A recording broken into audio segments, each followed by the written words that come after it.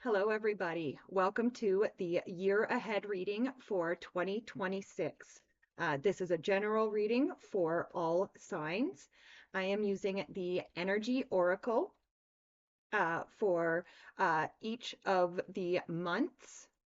And then we're also going to pull a card for goals and obstacles of the year, as well as an overall theme for the year. So I am excited to see what is going on for 2026.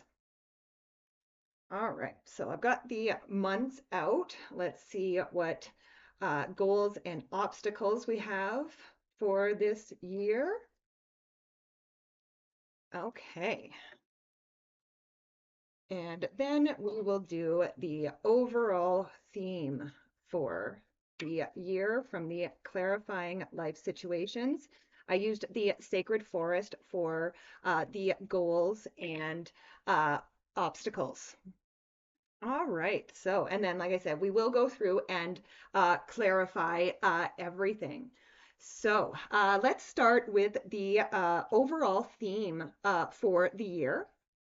So the overall theme for the year is magic opportunity, which says embrace the unexpected, seize the chance for transformation. So this could be a very magical year for a lot of people. And then we go to the goals and obstacles for the year. Actually, you know what? I'm going to hold on and I'm going to wait and do that at the end. Let's start with the months. So starting with January of 2026, we have the action card. So we are being called to action this year. And actually, kind of what I find a little bit funny about this or ironic about this card is that this year in the Chinese zodiac is the year of the horse. So this is definitely a year of momentum. This is a year of movement for people. So I love actually that we start with this action card in January. But let's clarify. I am using the original 1909 to clarify. So with the action card, we have the Wheel of Fortune. So yes, the Wheel of Fortune is all about taking control of your own destiny, your own fortune. So start taking action, everybody, in January. Next, we go to February. And here we have the woman holding a heart. So first of all, it is funny that this is February. We have Valentine's Day in February, and we have the woman holding a heart. Now, the woman holding a heart very much has very similar energy to like the Queen of Cups, and she really values feelings and emotions. So February, it's going to be very important to pay attention to our feelings and our emotions, but it's also going to be important to pay attention to the feelings and emotions of other people as well. But let's clarify the woman holding a heart. So with the woman holding the heart, we have the King of Cups. So this is you too, guys. Is what I would say there. So again, the woman holding a heart was the feminine energy. The King of Cups, again, these two are almost like divine counterparts. Again, if it was the tarot, they would be divine counterparts. So yes, men, women, the divine masculine, the divine feminine. I really feel like they will be coming into balance very much in the month of February. Next, we go to March.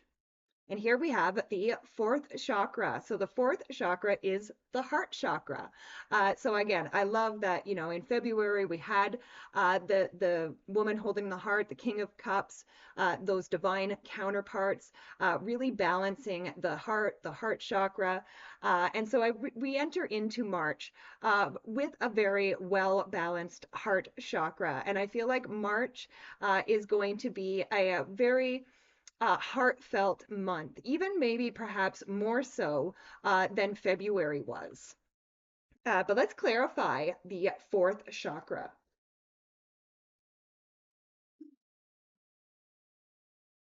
So with the fourth chakra, we have the Temperance card. So the Temperance is the card of alchemy. This is a card of mixing things together and finding the right recipe for balanced living. And again, that fourth chakra, that heart chakra, is all about balance. But again, I also feel that for that February and March, especially, those heart chakras are we're going to be finding a lot of balance there, probably because of the actions that we are taking. So April. April, we have the door to romance. So, the woman holding the heart, King of Cups, fourth chakra, the heart chakra, and now the door to romance. I really feel like for a lot of people, especially in the first portion of this year, it's a really good time for love. So anybody who is looking for love, February, March, April, these are really good times for love. And again, April, the hearts really could be opening up that much more. And I kind of feel like some people who have been hesitant in love are finally going to find the what they need to open up and actually let people in. But let's clarify the door to romance. So with the door to romance, we have the death card. Now, don't worry, the death card is just change and transformation.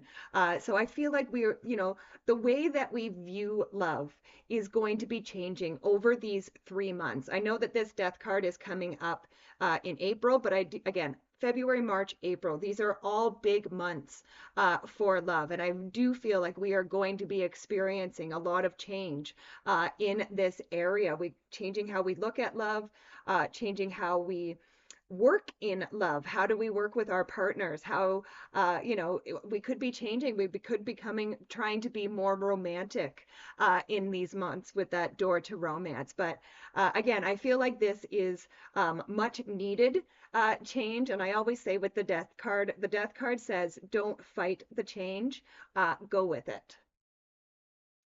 Next, we go to May, and here we have the blossoming abundance. So I do feel like any relationship that does start in those 3 months, the February, March, or April, you will be seeing by May a lot of abundance in this relationship. But I think we're going to be seeing a lot of abundance in our relationships as well, because again, we had that action card starting out the year. And so I feel these actions that we are taking right now in love, whether it is loving ourselves, loving somebody else, allowing love in, these are all things that are going to be, causing this abundance to come in for us. But let's clarify the abundance card. This has been an amazing reading so far. But with the abundance card, we have the Ace of Wands. So the Ace of Wands is a passionate new beginning that is full of growth. And like I said, with that blossoming abundance, I do feel like we are going to be seeing a lot of that abundance, a lot of that growth taking place and in May. And I feel like this is a gift from Spirit. This is something that we are being given. Like last year was a tough year for a lot of people, but we made it through. And I feel like that, come May, we are going to be seeing the abundance. We are going to be seeing the fruits of our labor. And then we come to June. Halfway, we have the appreciation card. So June, again, is going to be all about being grateful and appreciative for the abundance that is flowing for us. Yeah, so definitely lots of gratitude and a lot of appreciation, for what we are seeing because we are finally seeing it. So I really love it. Let's clarify the appreciation card. So with the appreciation card, we have the justice card, balance, so I do feel like we are going to definitely be seeing the balance, restoring the balance. And I really feel like, especially come June, another thing that we could be very appreciative to see that we very much could appreciate is truth, honesty, and fairness. So there could be something that happens in June where we see truth, honesty, and fairness shine through. And again, there would be a lot of appreciation for a lot of people in that. Next, we come to July. And here we have the storm warning. So the storm warning card is very similar to like the tower in the traditional tarot. So I do feel like there could be a storm that kind of brews maybe in July, but whatever this storm is meant to be cleansing. It is meant to clear out any energy that is not meant to be there. Now, again, it could be a physical storm, but I don't see this as a physical storm. Again, oftentimes these storms or the tower moments happen when we aren't seeing the reality of something. So these tower moments or these storms happen so that we can see the reality of something, and then again clear out that energy. So I feel like, July is going to be a month of clearing out any energy that is not working for us anymore. But let's clarify that storm warning. So with the storm warning, we have the Five of Cups. So the Five of Cups can be a card of grieving something that we've already lost the taste for. And like I said, this storm is meant to clear something out of our lives. So, again, if there is, if we lose something, in this time period, or something doesn't work out for us, it wasn't meant to. And the Five of Cups is also a card of gratitude. And again, we did have that appreciation card in June. So again, this is kind of saying don't forget that appreciation you had in June when this storm is happening, okay? Continue to hold on to that gratitude and that appreciation. First of all, that'll help you weather the storm. And again, it'll also probably mean that the storm doesn't last as long. Next, we go to August. And here we have the Magician in the Mirror. So this card is very similar to the Magician in the Tarot. So this is a card of manifestation. And I kind of feel like what happens here is that, once this storm comes through and clears out whatever needs to be cleared out there, like I said, we really do need to sit in the energy of that appreciation and gratitude because come August, we are going to have the power of manifestation, and we are going to be able to manifest whatever dreams we wish to manifest. However, if we are caught in that negative trance, like negative thinking, that trance of negative thinking, then that is what we are going to manifest, because manifestation is all about focused attention. Where attention goes, energy flows. So if we are focused on disappointments, then we are going to see more disappointments manifest in our lives. But if we are focused on gratitude and appreciation, then that is what we are going to manifest in our lives. Let's clarify the Magician. So with the Magician, we have the Six of Wands, and the Six of Wands is a card of victory. So yes, we definitely have the power to see a victory happen in August, as long as pretty much like this is a guarantee. You can manifest whatever it is that you want to manifest, as long as you keep your attention focused on where you want it. Next, we go to September. And here we have the journey card. The journey card, for some people, could be a physical journey. You could be going on a trip somewhere. You could be going on an adventure somewhere. For other people, this could be more of a spiritual journey that you are going on. But either way, this journey starts in September. All right, you know what? Before I go any further, I am going to clarify that journey card.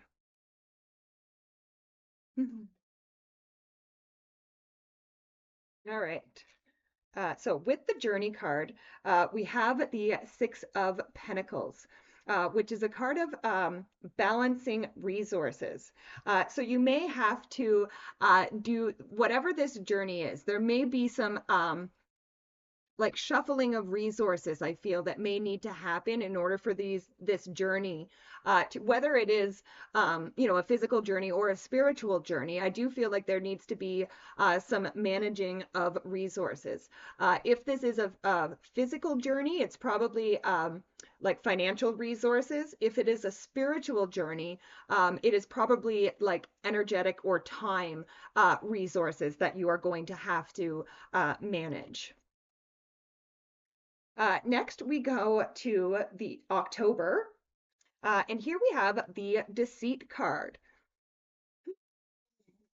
Okay, I would be mindful of October of any deceit, whether like I would say, first of all, if for yourselves, make sure that you are standing in integrity and authenticity. But I would be watching motivations of other people at this time. Things might not be quite what they seem. But let's clarify the deceit card.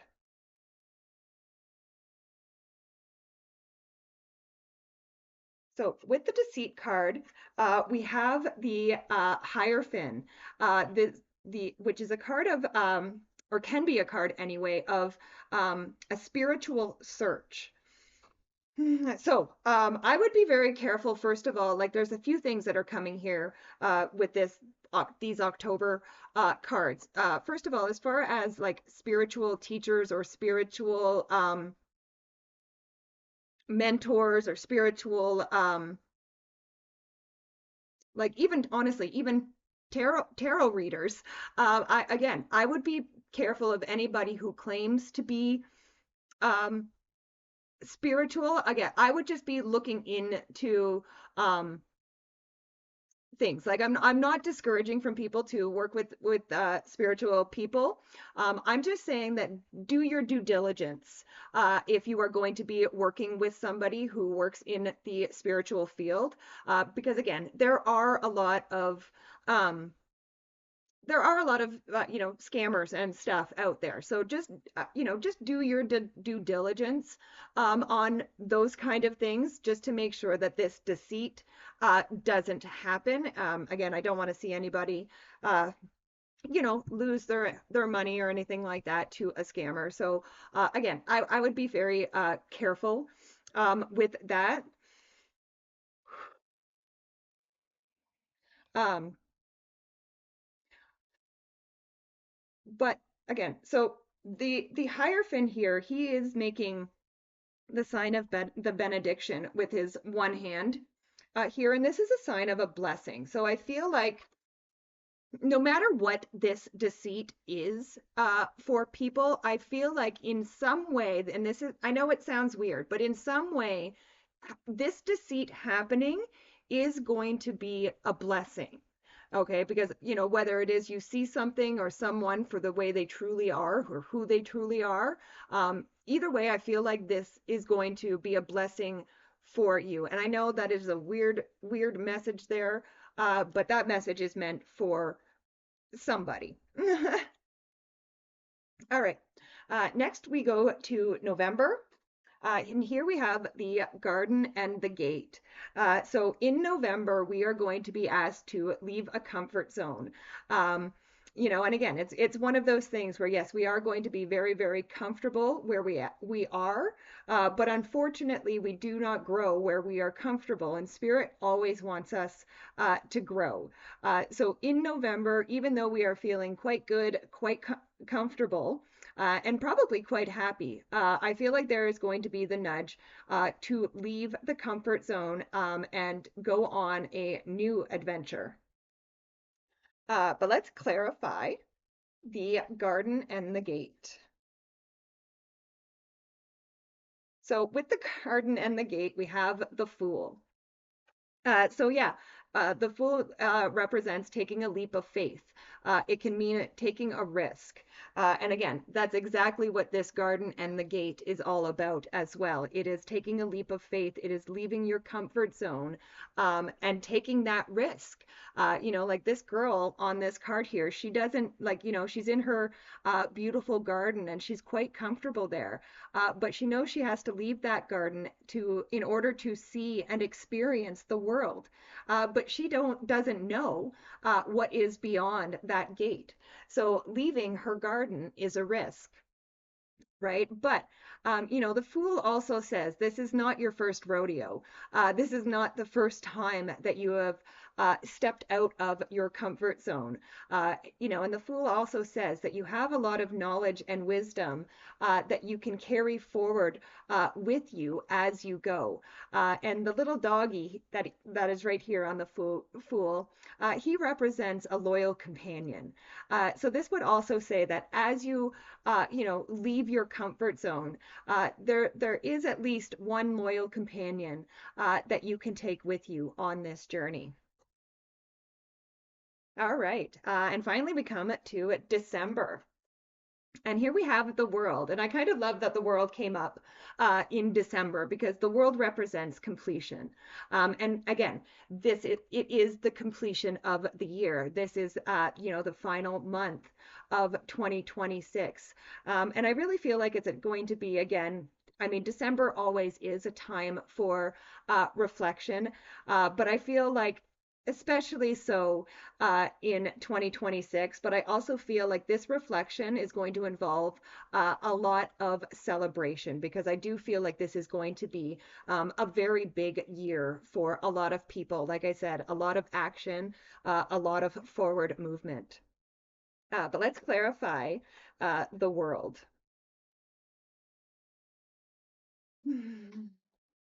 So with the world, we have the Three of Wands. Yeah, so the Three of Wands is a card of expansion and a card of further growth.